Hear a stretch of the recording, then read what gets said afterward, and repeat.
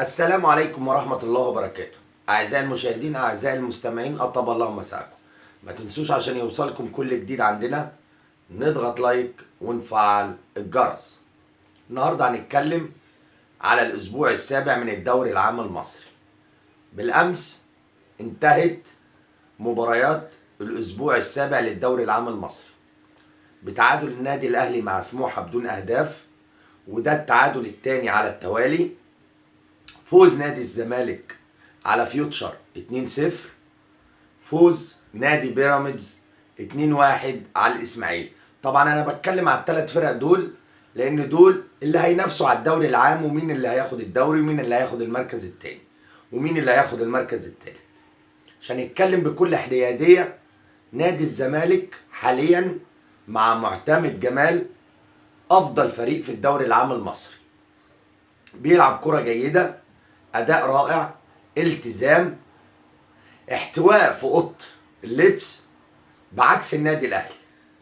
النادي الاهلي السنه اللي فاتت خد جميع البطولات. النهارده كولر انا مش شايفه في الملعب. كولر فقد بطولتين في شهر، واعتقد على الاداء ده مش هيوصل للدوري العام المصري السنه دي ولا اي بطوله. مع كولر مفيش اداء، مفيش روح، تحس ان في حاجه في اوضه اللبس بتاعت النادي الاهلي من ساعه ما مشي سيد عبد الحفيظ. وعندي تحفظ على لعيبه النادي الاهلي، خاصه صلاح محسن. انا مش عارف النادي الاهلي ومستر كولر شاف ايه في صلاح محسن احنا مش شايفين. لعيبه النادي الاهلي فيها حاجه. انا معاهم ان في اجهاد، انا معاهم ان في تلاحم مباريات، والنادي الاهلي باكتر فرقه في افريقيا كلها بتلعب مباريات. بس ده ما يخلينيش ان انا هخسر بطولات. انا بلعب مباريات كتيره عشان انافس على جميع البطولات، انما مش هو ده. لازم يبقى فيه روتيشن بحساب، تدوير بحساب. كابتن خالد بيبو اعتقد ان اول مره يمسك مدير كوره الموضوع صعب عليه. لعيبه النادي الاهلي عايزه جديه، عايزه حد يعرف يحكمه. في دلع في الفرقه، في اعتراضات في الفرقه على المدير الفني، وده ما كناش بنشوفه قبل كده. مش عارف ايه المشكله في مشان كابتن سيد عبد الحفيظ. من اول ما مشي الكابتن سيد عبد الحفيظ وفي مشكله في النادي الاهلي.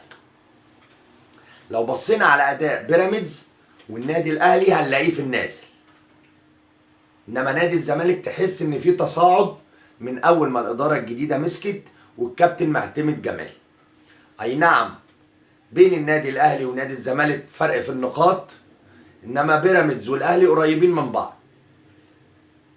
اعتقد المنافسه السنه دي لو وصلت على الاداء اللي احنا شايفينه، اعتقد الزمالك اقرب للدوري العام، خاصه بعد المباراه اللي شفناها مع فيوتشر امس. نادي الزمالك عمل 90 دقيقه ما شفناش فيها عواد. في حاجه في النادي الاهلي لازم الكابتن محمود الخطيب يقعد مع اللعيبه ومع المدير الفني قبل فوات الاوان، قبل فوات الاوان. لان الموضوع النادي الاهلي اداؤه في النازل. طبعا بنتمنى الشفاء للكابتن العمري فاروق الوزير السابق، ربنا يشفيه يا رب ويعافيه ويرجعه الاهلي وسالم غانم ان شاء الله.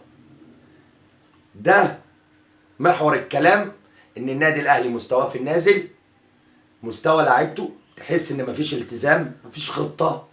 بيلعب قصاد سموحه ده اللي لسه من فتره قريبه خسران من نادي الزمالك 5، انما امبارح ماسك نفسه. تحس ان مفيش هجمه مظبوطه، خطط متفق عليها، ما عندناش فيرود. صلاح محسن بجد يعني لعيب صعب، مش لعيب النادي الاهلي. معرفش كولر رجعه ليه. بقى انا رجعت صلاح محسن عشان امشي محمد شريف؟ حاجه صعبه. صعب لما نبقى احنا جمهور وشايفين احسن من المدير الفني للاهلي واحسن من الاداره في النادي الاهلي. يعني هل يعقل ان انا امشي محمد شريف واجيب صلاح محسن؟ انتوا شفتوا فيه ايه احنا ما شفناهوش؟ مصر كلها ما شافتهوش. حرام. كابتن عبد القادر دافعنا عنك كتير، احنا كجمهور النادي الاهلي دافعنا عنك كتير، انما انت مش عايز تثبت نفسك، مش عايز تأكد ان انت لازم تلعب اساسي في النادي الاهلي. انا بالعكس حاليا جمهور النادي الاهلي بيطالب بمشيان عبد القادر. انت ممكن يكون ليك وجهة نظر تانية انا متخيلها، بس هتخسر كتير، هتخسر جمهور النادي الاهلي، هتخسر النادي الاهلي، ومش هتكسب في اي فرقة هتروحها تاني. عبد القادر لازم تراجع نفسك.